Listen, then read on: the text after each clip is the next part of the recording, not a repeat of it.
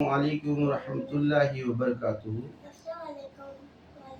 अब मैं अपना वीडियो बना रहा हूँ तो आप रुकिए थोड़ी देर, उसके बाद हम आपको पढ़ाएंगे, है ना। बिस्मिल्लाहिर्रहमानिर्रहीम।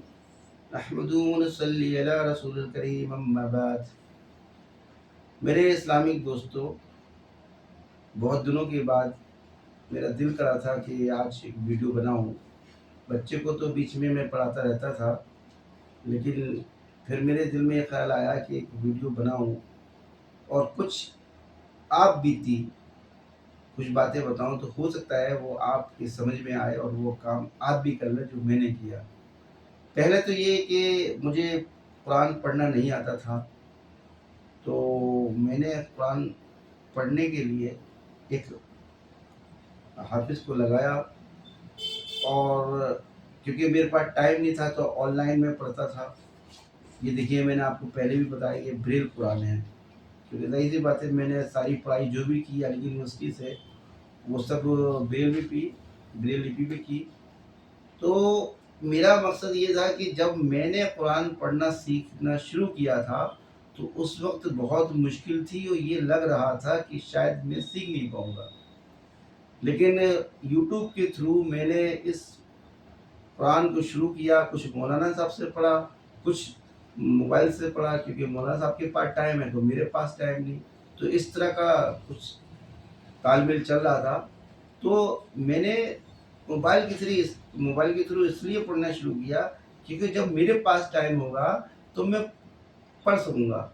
तो आज अल्लाह का शुक्र है कि फजर की नमाज से पहले पढ़ता हूँ, फजर की नमाज के बाद पढ़ता हूँ, अगर मौका मिलता है तो असर के बाद, मगरिब के बाद, इशा के बाद। अब ये ब्रेल कुरान पढ़ना कितना मुश्किल है, एक एक लेटर को छू छू के पढ़ना पड़ता है।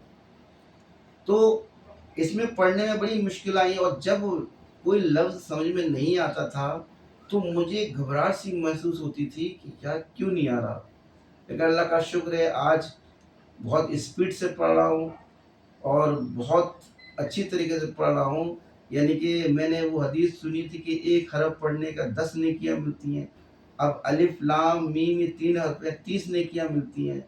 तो आप बताइए कि हम ये नेकियाँ इकट्ठी कर रहे हैं, है ना? बाकी और इबादत कर रहे हैं। एक जगह रसूलुल्लाह सल्लल्लाहु अलैहि वसल्लम ने फरमाया कि कब्र दिन में 7 मरतबा ये कहती कि आदम की औलाद कि यहाँ की तैयारी कर, यहाँ अंधेरे और सांप कीड़े हैं। तो हमारी नमाज जो है रोशनी करेगी, और इबादत जो यहाँ की है वो वहाँ हमें मिलेगी। और नमाज सुकून देती है, ये तो आपको पता ही है। कुरान पढ़ने के बाद कितना सुकून मिलता है, ये भी पता है आपको। तो आप ये सोच लीजिए कि मैं एक नाबीना होकर मैंने पढ़ाई कर ली, वो भी ब्रेल से छू छू के। तो आप जो बिना साथी हैं, तो अगर आप मेहनत करेंगे तो क्यों नहीं सीख सकते।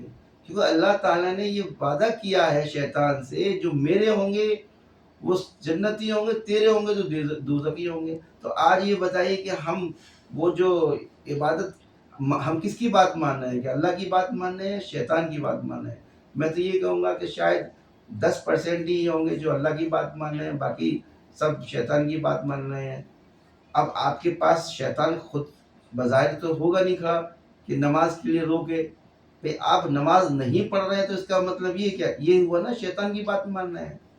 तो ये तो खैर बड़ा वीडियो हो गया। मैंने जो कुरान सीखा और मैं अपनी बच्ची को पढ़ा रहा हूँ, तो इसको ज़रा सुनिए, निकालिए ज़रा। अलिफ हमज़ा अलिफ ज़बर आ। देखिए एक चीज़ मैंने इसको ये बताई